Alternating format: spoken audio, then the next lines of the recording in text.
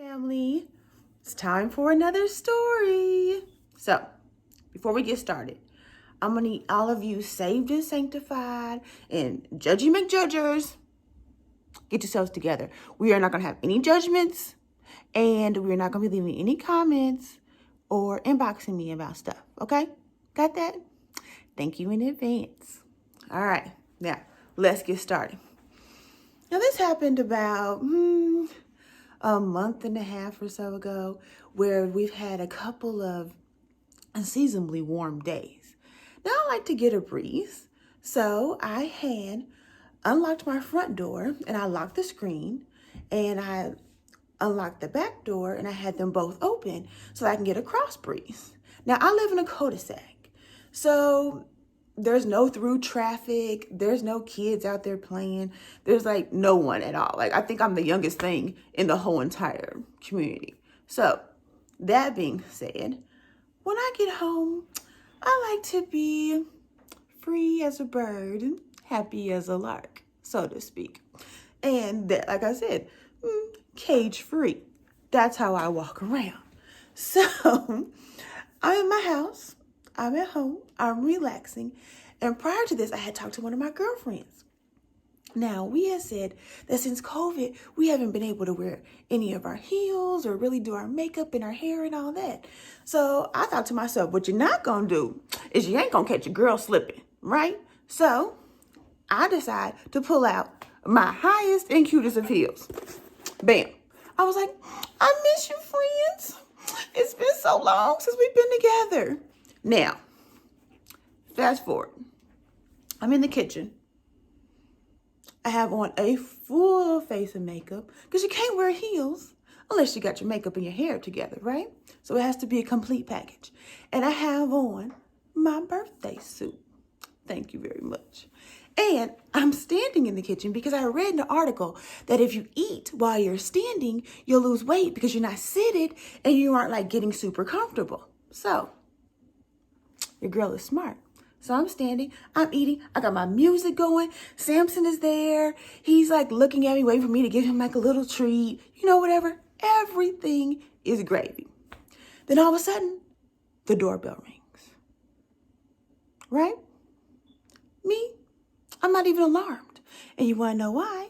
Because Amazon always rings the doorbell whenever they leave a package. So I'm thinking, no big deal. They just ring the door, it's probably a package, whatever. So I'm still eating. The next thing I know, Samson forsakes me and runs to the front door, right? He's at the front door and he's barking. I'm just like, oh, whatever. And then I hear, hey there, little fella. O to the M to the G. It is a man, right? And so he's sitting there talking to Samson. Hey, how you doing? Blah, blah, blah. I done stopped mid-chew, like he can hear me chewing or something. And so I'm like, what am I going to do? I'm stuck in the kitchen. I done hunkered down. So I reach up and try to fiddle around in the cabinets to see what I could pull out. The first thing I'll pull out to protect myself with, right? What am I going to do with this? Smash him? That's ridiculous. The next thing I pull out, these little tiny, look how small these are. These are like for cheese. Nothing. I pull out a whisk. What am I gonna do? Whisk him to death? So now I'm like, oh my goodness, I've been had, right? So I'm trapped in my kitchen. The next thing I do is I decide to call my daddy. I call my dad. I said, Daddy. What, Crystal? No, Daddy. Crystal, why are we whispering? Now, by this time, the dude has rang the doorbell again. Samson's still going off. And so Dad says, Crystal, is that somebody at your door? I said, yeah, Daddy, that's what I'm calling. I'm calling to see, like, where'd you get your Ring doorbell from? Because I don't know who it is, but there's somebody at my door. I need to see who it is. And Dad said, well, Crystal, why don't you just go to the door and answer it? Because I'm kind of indisposed. So then my dad knows how I am, right? Because this ain't our first rodeo. He says, Crystal, what? You're naked? I ain't raising no $2 whore. Excuse me, sir. First of all, who are you calling a $2 whore? All of this is going to be worth more than $2. What about inflation? What about that? Huh? And what are you talking about raising? I am grown. I'm like, grown. I'm already raised. Thank you very much. Then I said, Daddy, that's not what I'm calling you back. I said, don't be to give me no sermon about what I can wear in my own house. You know, he says, well, guess what? I ain't the one naked and trapped in the kitchen. I call on him in my hour of need, and this is the type of advice I get. So I said, you know what, Daddy? Get on my phone. I didn't call for a little sermonette. I hung up on him. So then the dude is continually to ring my doorbell, right? And I'm like, clearly, I'm not coming to the door. I don't care if someone is here or not, because it's evident that someone's home. Because the door is open, you can still hear music, like the lights are on, everything. And Samson's going crazy. So the man goes, where's your mommy, little fella? How do you know I'm not a dude? How do you know, like, Samson belongs to a woman? That's kind of presumptuous, don't you think? Right? So, anyways. Next, I call my sister. So I'm like, oh my goodness, Sam, there's somebody at my door. I can't see who it is. You know, like, what am I going to do?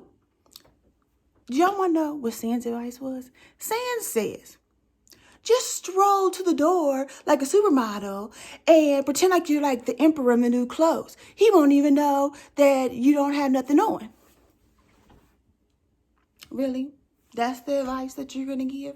You mean the man isn't going to see all this snack, appetizer, entree, and dessert, and I notice that I'm naked? I cannot find good help, people. Who says these things, right? So I get the phone her. I decided, you know what? I'll just wait him out. There ain't nothing else I can do. Because while I'm waiting, I'm sitting there thinking, oh my goodness, crime scene is going to find me. I'm being naked in the kitchen. But on a good note, at least my makeup will be fly. And I will have on my cutest heels. So, hey, priorities, right? So I'm like, this is not how my story ends, right? It's just not how it's going to end. I decided to just wait him out. Because the man got to leave at some point in time. And eventually he left. Well, fast forward. A couple days later, my mom's bestie, her name is Mrs. Scott. So I call her Mama Scott. She calls me. And she says, hey, what's up, trouble? I know you done got into something, within the last couple days. I told her, I said, you know what, Mama, I ain't been in no trouble. I said, in fact, trouble finds me. I didn't go looking for it. So I tell her the whole story. Tell her what happens. Do y'all know what Mama Scott said to me? She says, Crystal, you may be able to get a man being naked in the kitchen, but you sure won't be able to keep him that way. You gotta be cooking when you're in that kitchen. Look, Mama, I wasn't trying to get a man, okay?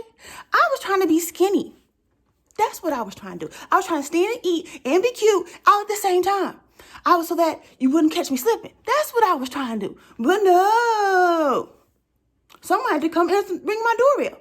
And then she says, oh, well, how do you know if that wasn't God sending you your husband, but you was too busy being cute, walking around the house naked, so then you couldn't even answer the door?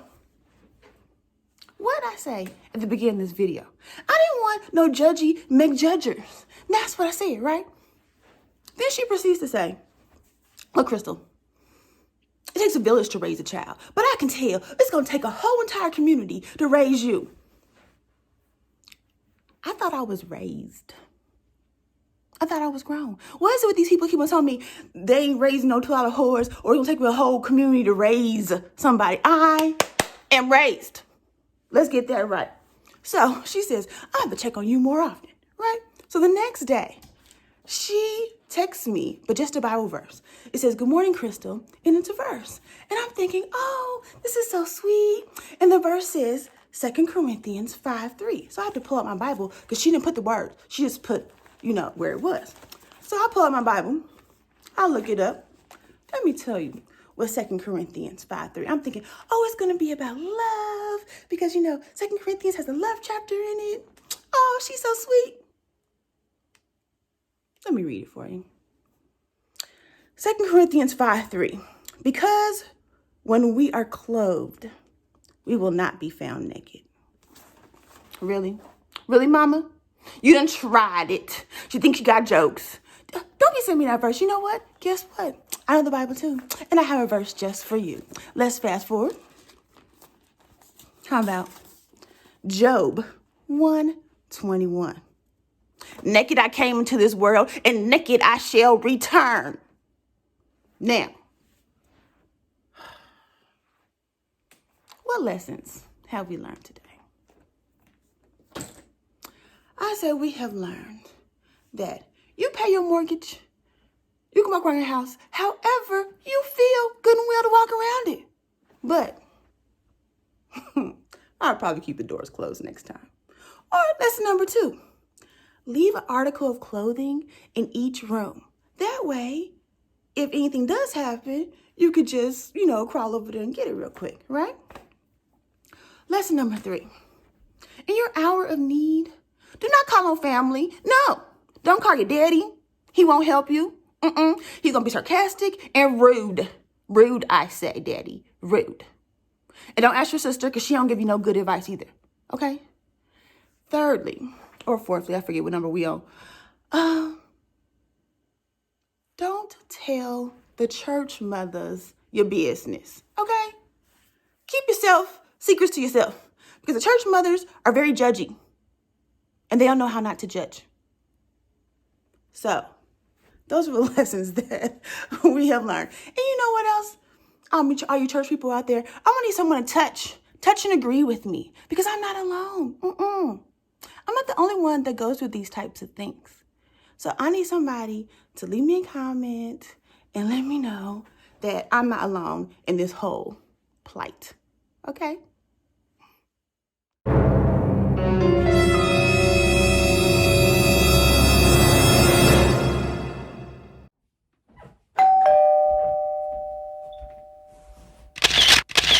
Can I help you?